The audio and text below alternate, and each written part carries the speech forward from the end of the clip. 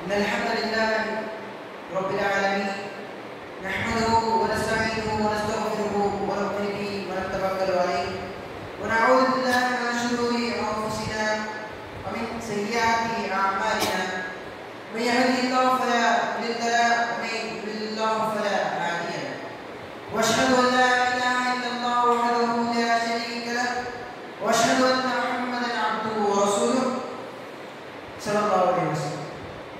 يا أيها الناس أوصيكم بنفسي بتقوى الله عز وجل. قال الله تعالى في القرآن المجيد بعد أعوذ بالله من الشيطان الرجيم بسم الله الرحمن الرحيم. يا أيها الذين آمنوا اتقوا الله حق تقاته ولا تموتن إلا وأنتم مسلمون. يا أيها الناس اتقوا ربكم الذي خلقكم من نفس واحدة وخلق منها زوجها وبث منهما رجالا كثيرا ونساء واتقوا الله الذي تساءلون به والأرحام إن الله كان عليكم رقيبا. يا أيها الذين آمنوا اتقوا الله وقولوا قولا سديدا يصلح لكم أعمالكم ويغفر لكم ذنوبكم ومن يطع الله ورسوله فقد فاز فوزا عظيما. أما بعد. அன்றைய அல்லாஹ்வின் நல்லடியார்களே, நாம் இன்று பார்க்க இருக்கின்ற தலைப்பு குர்ஆனாக வாழ்வோம். அதாவது இறைவன் நம்மிடத்தில் ஒரு கேள்வி கேட்கின்றார். சூரா முஹம்மது 47வது அத்தியாயம் 24வது வசனத்தில் இவ்வாறு கேள்வி கேட்கின்றார்.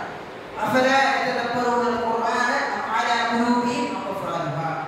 நீங்கள் இந்த குர்ஆனை சிந்தித்து பார்க்க வேண்டாம், உங்களுடைய உள்ளங்களில் பூட்டுக்கள் போடப்பட்டிருக்கின்றன என்பதாக இறைவன் கேட்கின்றார். நாம் இந்த உலகத்தில் வந்தோம், வாழ்ந்தோம், படித்தோம் என்பதற்காக ஒன்றும் படைக்கப்படவில்லை. மாறாக இறை நாட்டப்படி வந்தோம், இறை கட்டளைப்படி வாழ்ந்தோம். மேலும் இந்த இஸ்லாமிய சமுதாயத்திற்காக நாம் ஏதேனும் முன்மாதிரி வரலாற்றை படைத்தோம் என்பதாகத்தான் நாம் நம்முடைய வரலாற்றை விட்டு செல்ல வேண்டும். மேலும் இந்த குர்ஆன் என்பது வெறும் அலமாரி அலங்காரத்திற்காக பொத்தி வைக்கும் பொக்கிஷமாக இருப்பதற்காக ஒன்று விளக்கப்படவில்லை. மாறாக அதை படித்து அதிலிருந்து படிப்பினை பெற்று நாம் நம் வாழ்க்கையை செயல்படுத்த வேண்டும் என்பதற்காகத்தான் இந்த குர்ஆன் என்பது விளக்கப்பட்டது. இன்னும் முக்கியமாக நாமும் நம் சமுதாயம் கல்வியிலும் பொருளாதாரத்திலும் அரசியலிலும் இன்று வீழ்ந்து அனைத்திலும் அடிமட்டத்தில் இருப்பதற்கான காரணம் இந்த குர்ஆனை விளங்காததன் காரணமாக. அன்று இந்த குர்ஆனை விளங்கி புரிந்து சுவாசிக்கும் சமுதாயமாக இன்று நாம் இன்று இந்த குர்ஆனை பேராகி வாசிக்கும் சமுதாயமாக மாறியதுதான் இதற்கான காரணம். இன்னும் பெரும்பாலான வீடுகளில் இந்த குர்ஆனை வாசிப்பது கூட அரிதாகிவிட்டது என்பதுதான் மிகவும் கவலைக்குரிய ஒரு விஷயமாக இருக்கிறது. மேலும் அன்றைக்கு அல்லாஹ் நல்லடியார்களே, என்றாவது நாம் சற்று சிந்தித்து பார்த்திருக்கின்றோம். அதாவது இறைவன் நம்மை எதற்காக படைத்தார், நம்மை படைப்பதற்கான நோக்கம் என்ன, நாம் எதற்காக படைக்கப்பட்டோம் என்பதாக இறைவனை கூறுகின்றான். சூரத்துல் தாரியாத் 51வது அத்தியாயம் 56வது வசனத்தில் இவ்வாறு கூறுகின்றான். நான் ஹலகத்துல் ஜின்ன வல் இன்ஸ இல்லா லியஅபுதூன். நான் மனிதர்களையும் ஜின்களையும் என்னை வணங்குவதற்காகவே தவிர வேறு எதற்காகவும் படைக்கவில்லை என்பதாக இறைவன் கூறுகிறார். எனவே இறைவன் நம்மை படைத்ததற்கான நோக்கமே நாம் அவனை வணங்க வேண்டும் என்பதற்காக. சரி, எவ்வாறு வணங்குவது? அதாவது ஒரு எக்ஸாம் நடத்தப்படுகிறது என்றால் அந்த எக்ஸாமை எவ்வாறு நாம் எழுதுவது, அதற்கு ஒரு புத்தகம் இருக்க வேண்டும். அவ்வாறு இருந்தால்தான் அதை படித்து அதை விளங்கி அந்த எக்ஸாமை நம்மால் பூர்த்தி செய்ய முடியும்.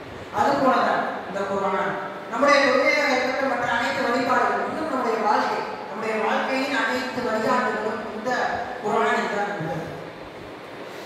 இதை நான் சொல்லவில்லை, இறைவனை சொல்கிறார். சூரா அன்-நஹல் 16வது அத்தியாயம் 39வது வசனத்தில் இவ்வாறு கூறுகின்றார். வனஸல்னா அலைக்கல் கிதாப திப்யானன் லிகுல்லி ஷைஇன் வஹுதன் வரஹ்மத்தன் வபுஷ்ரா லில்-முஸ்லிமீன். அதாவது மேலும் ஒவ்வொரு விஷயத்தையும் இறைவனுக்கு கட்டுப்பட்டு நடப்பவர்களுக்கு விளக்குவதற்காகவும், நேர்வழி காட்டுவதற்காகவும், அருட்கொடையாகவும், மேலும் முஸ்லிம்களுக்கு சுப செய்தியாகவும் இருப்பதற்காகவும் தான் இதை நாம் பூமியில் இறக்கினோம் என்பதாக இறைவன் சொல்கிறார். எனவே இந்த குர்ஆன் இறக்கப்பட்டதன் நோக்கமே நாம் இதை படித்து விளங்கி இதிலிருந்து படிப்பினை பெற்று நம் வாழ்க்கையை செயல்படுத்த வேண்டும் என்பதற்காக. அன்றைய காலகட்டத்தில் முஸ்லிம்கள் இந்த குர்ஆனை விளங்கி தம் வாழ்க்கையை செயல்படுத்தியதன் காரணமாகத்தான் இன்றைய காலகட்டத்தில் உள்ள ரஷ்யா, அமெரிக்காவை போல அன்றைய காலகட்டத்தில் மாபெரும் வல்லரசு நாடுகளான ரோம், பாரசீகம் போன்ற மாபெரும் வல்லரசு நாடுகளை நம்மால் வெற்றி கொள்ள முடியும். இன்னும் கல்வியிலும் சரி, பொருளாதாரத்திலும், அரசியலிலும் இன்னும் ஒவ்வொரு மிகப்பெரும் அளவில் முன்னேற்றத்தில் இருந்ததற்கான காரணம் இந்த குர்ஆனை விளங்கி அதை தம் வாழ்வில் செயல்படுத்தியிருக்கிறார்கள். சரி, இறைவன் இந்த குர்ஆனில் நமக்கு என்னதான் சொல்ல வருகின்றார், எதை நாடுகின்றார் என்பதை பார்த்தோம்னா இறைவனை சொல்கிறார். சூரா அன்-நூர் 24வது அத்தியாயம் 37வது வசனத்தில் இவ்வாறு கூறுகின்றார், உலகத் அன்சல்னா இலைக்கும் ஆயாத்தின் முபையினாத்தின் வமஸலன் மினல்லதீன ஸலவு மின் கப்லிக்கும் வமௌஇதத்தன் லில்-முத்தகீன். மேலும் நாம் தெளிவாக வழிகாட்டும் வசனங்களை உங்களுக்கு அறிவிக்கின்றோம்.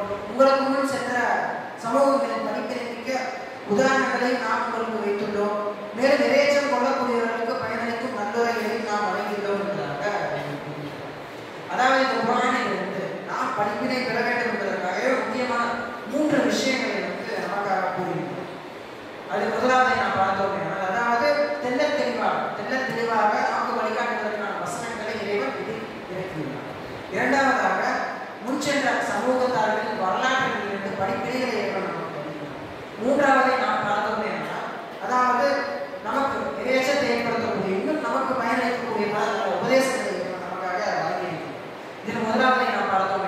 அதாவது நமக்கு தெளிவாக வழிகாட்டும் வசனங்களை இறைவன் இறக்கி வழங்கினார்.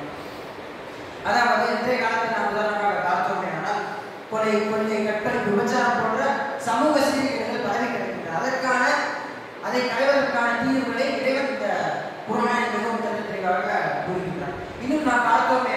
தூய்மையான மனிதர்களின் மீது பரப்பப்படும் அவதூறுகள், அதற்கான தண்டனைகள், இன்னும் ஆண்களுக்கும் பெண்களுக்குமான ஒழுக்க வரம்புகள் போன்றவற்றின் சட்டங்களை இறைவன் மிகவும் தெளிவாக விளக்கி கூறுகின்றார். இன்னும் அடிமைகள் உரிமைகள், அதற்கான அவர்களுக்கான கொடுக்கப்படும் உரிமைகள், இன்னும் கடன் வாங்குபவர் கொடுப்பதற்கான உரிமை, மேலும் வாரிசுதாரர் பெறுவதற்கான, மேலும் அதை பெறுவதற்கான உரிமை என இன்னும் பல உரிமைகளை, பல சட்டங்களை இந்த குர்ஆன் மிகவும் தெளிவாக விளக்கி கூறுகின்றார். இன்னும் இரண்டாவது விஷயத்தை நாம் பார்த்தோம். என்ன சொல்ல வருவது, அதாவது முன்சென்ற சமூகத்தார்களின் வரலாற்றிலிருந்து படிப்பினையை கூறுகின்றார்.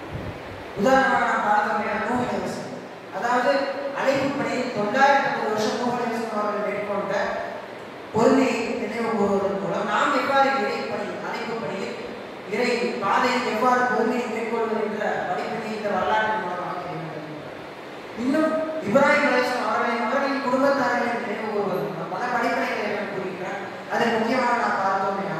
எவ்வாறு இறைவனுக்கான தியாக உணர்வை வளர்த்துக் கொள்வது என்ற விஷயத்தை இறைவன் மிகவும் தெளிவாக கூறுகிறார். இன்னும் ஷுஐப் அலைஹிஸ்ஸலாம் அவர்களின் வரலாற்றை நமக்கு இறைவன் நினைவு கூறுவதன் மூலம் அளவு, எடை, வியாபாரத்தின் மோசடி தவிர்ப்பதற்காக, அந்த தவறை சுட்டிக்காட்டுவதற்காக இந்த வரலாற்றிலிருந்து படிப்பினை நமக்கு கூறுகிறார். இன்னும் புகைவாசிகள் வரலாற்றிலிருந்து பல படிப்பினை கூறுகிறார். அதை நாம் பார்த்தோம். சத்தியவாதியை ஒன்று சேர்த்தல், அசத்தியத்திற்கு எதிராக குரல் கொடுத்தல், இன்னும் இறை பாதையை ஹிஜ்ரத் செய்து போன்ற பல வரலாற்றிலிருந்து பல படிப்பினைகளை இந்த குர்ஆனில் நமக்கு கூறுகிறது. மூன்றாவதாக நாம் பார்த்தோம். நமக்கு இறையச்சத்தை ஏற்படுத்தக்கூடிய இன்னும் பயனுள்ள பல உபதேசங்களை இறைவன் நமக்கு வழங்கியிருக்கிறார். அதில் சிலவற்றை நாம் முக்கியமாக பார்த்தோம். இறைவனை அஞ்ச வேண்டும், நன்மையை தீமையை தடுக்க வேண்டும், உடன்படிக்கை மீதாமல் இருக்க வேண்டும், அநியாயமான முறையில் ஒரு உயிரை கொள்ளக்கூடாது, நட்சத்திரம் கூடாது, வீட்டரையும் கூடாது, இன்னும் விபச்சாரத்தின் அருகில் கூட செல்லக்கூடாது, அகங்காரம் கொள்ளக்கூடாது, இன்னும் குற்றம் புரியக்கூடாது, குற்றம் புரிவதற்கு உதவிடவும் கூடாது, மேலும் யார் மீதும் அவதூறு சுமத்தக்கூடாது, யாரையும் புத்தி பேசக்கூடாது, புறம் பேசக்கூடாது, இன்னும் பரிகாசம் செய்யக்கூடாது என்பதாக பல நம்மை சிந்திக்கக்கூடிய பல உபதேசங்களை நமக்காக வழங்கியிருக்கிறார்.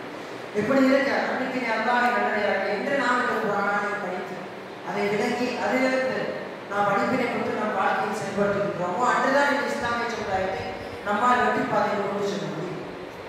ஏனென்றால் ஒரு நபர் ஒரு யூத மார்க்க அறிஞரிடம் இவ்வாறு கேட்கின்றார். அது என்னவென்றால், இஸ்லாமியர்களிடத்தில் அவர்களின் இறை தூதர் சொன்னதாக ஒரு செய்தி இருக்கின்றது. அது என்னவென்றால், வறுமை நாளில், இந்த உலகம் அடையக்கூடிய நாளில் ஒரு யூதர் ஒரு கல்லிற்கு பின்னாலோ அல்லது ஒரு மரத்திற்கு பின்னாலோ போய் விழுந்தாலும் அந்த மரமும் கல்லும் சொல்லுமா, இதோ என் பின்னால் யூதன் இருக்கின்றான் என்பதாக. இதை குறித்து நீங்கள் என்ன நினைக்கின்றீர்கள் என்பதாக கேட்க, அதற்கு அந்த யூதர் மார்க்க கூறினார், நடக்கும் என்பதாக கூறினார். ஆனால் அது எப்பொழுது என்றால், என்று இந்த இஸ்லாமிய சமுதாயம் அவர்களின் ஜும்ஆ தொழுகைக்கும் பெருநாள் தொழுகைக்கும் கொடுக்கின்ற முக்கியத்துவத்தை இந்த அவர்களின் ஃபஜ்ர் நேர காலை நேர தொழுகைக்கு கொடுக்கின்றார்களோ அன்றுதான் இந்த நிகழ்வு என்பதாக சொன்னார். இதன் என்ன விளங்குகிறது? நாம் இந்த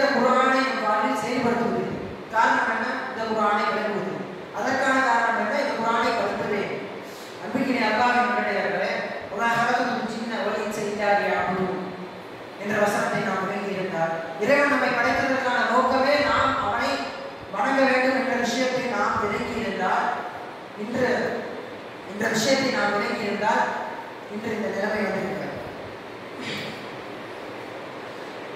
இன்று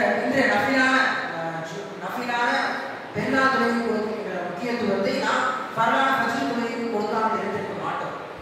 இனிமேலாக நம்பிக்கை அல்லாஹ் கிடையாதே. இந்த குர்ஆனை வெறும் அரபியில் மட்டும் சரக்கிற்காக படிக்காமல் தமிழிலும் படித்து அதை விளக்கி அதை நம் வாழ்வில் செயல்படுத்தி சுவனத்தை பாக்கியத்தை அல்லாஹ் அனைவருக்கும் தந்தருள் புரிவானாக. இன்னும் ஒரு முக்கியமான விஷயம் என்னவென்றால், நமக்கு தெரிந்த விஷயம்தான், பல தடவை கேட்டிருப்போம், இருந்தாலும் ஒரு நினைவூட்டலுக்காக. அதாவது என்னவென்றால், வெளிநாட்டிலிருந்து நமக்காக ஒரு கடிதம் வருகிறது. அந்த கடிதத்தில் ஒரு கோடி பரிசு தொகைக்கான ஒரு கோடு அந்த கடிதத்தில் மென்ஷன் பண்ணப்பட்டிருக்கிறது. ஆனால் அந்த கடிதத்தில் உள்ள விவரங்கள் என்னவென்று நமக்கு வேறு மொழியில் இருக்கின்றது, நம்மளால் புரிந்து கொள்ள முடியவில்லை. அப்படி இருக்கும்போது அதற்காக நாம் என்ன செய்யணும்? எப்படியாவது யாரிடமாவது போய் கேட்டு தெரிந்து எப்படியாவது அந்த விஷயத்தை நாம் தெரிந்து கொள்ள எந்த அளவு முயற்சி, அந்த அளவு இந்த குர்ஆனுக்கு, அதை விட இந்த குர்ஆனுக்கு அந்த விஷயத்தை தெரிவதற்காக நாம் முயற்சி செய்ய வேண்டும். ஏனென்றால் அவ்வாறு தெரிந்து நாம் புரிந்து அந்த குர்ஆனை வாழ்வில் செயல்படுத்தினால் மட்டுமே இந்த ஒரு கோடி பரிசு, இந்த மறுமை, நாளை மறுமையில் இறைவன் விடைமறிக்க முடியாத சுகத்தையை நமக்காக வைத்திருக்கிறார். அன்றைக்கு அல்லாஹ் எதை கேட்டோமோ அதன்படி நம் வாழ்வில் செயல்படுத்தக்கூடியதாக أعوذ بالله من الشيطان الرجيم. بسم الله الرحمن الرحيم. وما خلقت الجن والإنس إلا ليعبدون. بارك الله في لكم، بارك الله لي ولكم في القرآن العظيم، ونفعني وإياكم بما فيه من الآيات والذكر الحكيم. أقول قولي هذا أستغفر الله لي ولكم فاستغفروه إنه هو الغفور الرحيم. الحمد لله رب العالمين، والصلاة والسلام على سيد المرسلين وعلى آله وصحبه أجمعين إلى يوم الدين. أما بعد، يا أيها الناس أوصيكم ونفسي بتقوى الله عز وجل. يا أيها الذين آمنوا اتقوا الله حق تقاته ولا تموتن إلا وأنتم مسلمون. فأعوذ بالله من الشيطان الرجيم. بسم الله الرحمن الرحيم. إن الله وملائكته يصلون على النبي يا أيها الذين آمنوا صلوا عليه وسلموا تسليما. اللهم صل على محمد وعلى آل محمد كما صليت على إبراهيم وعلى آل إبراهيم إنك حميد مجيد. اللهم بارك على محمد وعلى آل محمد كما باركت على إبراهيم وعلى آل إبراهيم إنك حميد مجيد. خصوصا على سيدنا أبي بكر الصديق رضي الله تعالى عنه، وعمر الفاروق رضي الله تعالى عنه، وعثمان بن عفان رضي الله تعالى عنه، وعلي بن أبي طالب رضي الله تعالى عنه، وعلى أزواج النبي أمهات المؤمنين، وعلى سائر الصحابة والتابعين ومن تبعهم بإحسان إلى يوم الدين، رضوان الله تعالى عليهم أجمعين. اللهم اغفر للمؤمنين والمؤمنات والمسلمين والمسلمات الأحياء منهم والأموات إنك مجيب الدعوات يا قاضي الحاجات برحمتك يا أرحم الراحمين. ربنا ظلمنا أنفسنا وإن لم تغفر لنا وترحمنا لنكونن من الخاسرين. ربنا آتنا في الدنيا حسنة وفي الآخرة حسنة وقنا عذاب النار. عباد الله رحمكم الله، إن الله يأمر بالعدل والإحسان وإيتاء ذي القربى وينهى عن الفحشاء والمنكر والبغي يعظكم لعلكم تذكرون.